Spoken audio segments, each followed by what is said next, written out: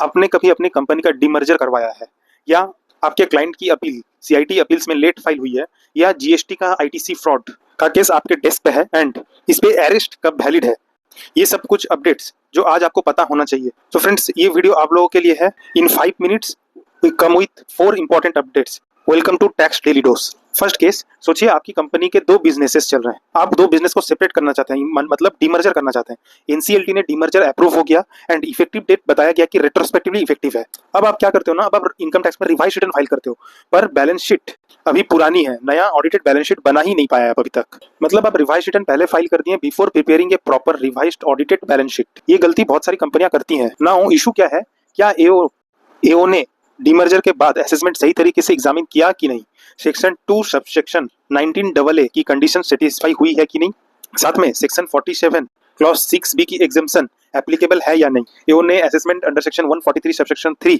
Assessment complete कर and PCIT invoked section 263 revisionary powers which arguing the AO never examined whether the demerger can even meet the conditions of section 2 subsection 19AA and if the conditions of section 2 subsection 19AA has been failed, the section under 47 clause 6B which is exemption that would fail and exposing the company to substantial capital gain tax. Now SSC go to Madras High Court, where Madras High Court held that the order has been passed by the department is mainly a non-application of mind. Court ने final decision नहीं दिया, matter PCIT को वापस भेजा and SSC को direct किया कि आप proper audited balance sheet plus PNL demerger का इफेक्ट से प्रिपेयर करें and fresh revise return file करें, तभी पीसीआईटी उसको देखकर नया ऑर्डर पास करेगा। कोर्ट ने यह भी मेंशन किया, there is a Supreme Court landmark judgement in the case Dalmia power limited. Court ने इसका भी रेफरेंस दिया। कॉर्पोरेट रीस्ट्रक्चरिंग के केसेस में रिवाइज रिटर्न को कंसीडर करना मैंडेटरी है। ये केस हम सब के लिए इसीलिए जरूरी हो जाता है। कॉर्पोरेट रीस्ट्रक्चरिंग के केसेस में एनसीएलटी ऑर्डर आने के बाद तुरंत रिवाइज रिटर्न फाइल मत करो, पहले आप revised audited balance sheet PNL prepare कर लो, फिर आप रिटर्न फाइल कीजिए। एक प्रॉपर जो प्रोसीजर है ये फॉलो करना जरूरी है। Second case is related to arrest in ITC fraud. क्या होता है, जीएसटी ऑफिसर आपके किसी क्लाइंट को सोचिए अरेस्ट कर लेता है आईटीसी फ्रॉड केस में एंड यहाँ पे ये आर्गुमेंट रखा जाता है कि सर इसमें मैक्सिमम जो पनिशमेंट है 5 साल का है, सो अरेस्ट इलीगल है, तो क्या ये आर्गुमेंट चलेगा? तो इसी को लेके कोर्ट का केस है। जनरली क्या होता है ना, अगर आप सीआरपीसी का सेक्शन 41 देखते हैं and Arnesh Kumar versus state of Bihar का गाइडलाइन देखते हैं, वहां पे क्या है कि पनिशेबल ऑफेंस अगर अप टू 7 years है इम्प्रिजनमेंट का, तो arrest is not suppose to be automatic. That arrest authority must record the reason to believe and the necessity of arrest. लेकिन और इस केस में क्या था ना, डिपार्टमेंट ने बैंक अकाउंट एनालिसिस और पेमेंट गेटवे के डाटा के बेसिस पे रीजन टू बिलीव फॉर्म किया and section 69 read with section 132 of CGST act को इन्वोक करके एसएससी को अरेस्ट कर लिया। तो अरेस्ट को इन्वेस्टिगेशन के लिए नेसेसरी मान लिया डिपार्टमेंट ने एंड पिटिशनर का ये आर्गुमेंट था कि नेसेसिटी नहीं दिखाई गई एंड ग्राउंड ऑफ अरेस्ट या अरेस्ट मेमो नहीं दिया गया। इलाहाबाद हाईकोर्ट का रूलिंग ये था इस केस में।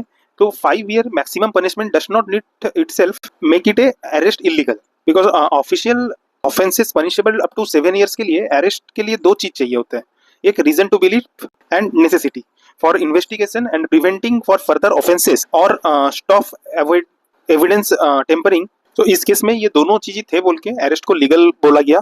सो फ्रेंड्स, यहाँ से हमें ये समझ आया कि जीएसटी अरेस्ट केस में ओनली पनिशमेंट कम है इसलिए अरेस्ट नहीं हो सकता है, ये डिफेंस आपका नहीं चलेगा। नेसेसिटी एंड डॉक्यूमेंटेड रीजन ही डिसाइड कर सकता है अरेस्ट की validity. Third case is appeal late हो गई under section 249 subsection 3। Section 249 subsection 2 CIT appeals के सामने अपील फाइल करने की डेडलाइन है 30 days की, जब से डिमांड या ऑर्डर डेट है तब से। बहुत ऐसे ये डेडलाइन मिस कर देते हैं, कभी कुछ दिन से या कभी कुछ सालों से। जेन्युइन हार्डशिप से लेकर फेसलेस पोर्टल की टेक्निकल रीजन की वजह से भी कभी कभार ये मिस होता है। लेकिन सेक्शन 249 सबसेक्शन 3 के तहत ही सीआईटी अपील्स के पास पावर है कि अगर सफिशिएंट कॉस्ट सेटिस्फाई हो तो कॉन्डोलेशन ऑफ डिले एक्सेप्ट हो सकता है। नाउ क्या हो रहा है ना, एनएफएसी नेशनल फेसलेस अपील सेंटर ये चीज के ऊपर देख रहे हैं, निगरानी रख रहे हैं कि appeal with in time limit के अंदर फाइल हुई या नहीं।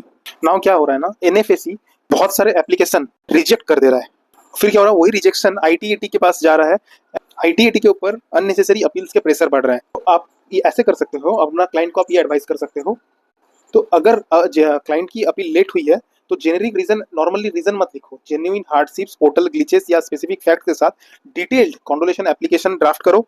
अगर एनएफएसी ने अगर रिजेक्शन कर दिया तो आईटीएटी में उसे जाके चैलेंज किया जा सके। तो फ्रेंड्स, ये थे आपके 3 updates, demerger revision, appeal condonation and GST arrest को लेके। अगर आपके क्लाइंट इस सिचुएशन में अगर गुजर रहे हैं, ये वीडियो उनके साथ जरूर शेयर कीजिए एंड रोज इसी तरह टैक्स अपडेट्स पाने के लिए चैनल को सब्सक्राइब कीजिए, बेल आइकन को हिट कीजिए, कमेंट में जरूर लिखिए tax daily dose. Thank you friends, जय हिंद, जय भारत।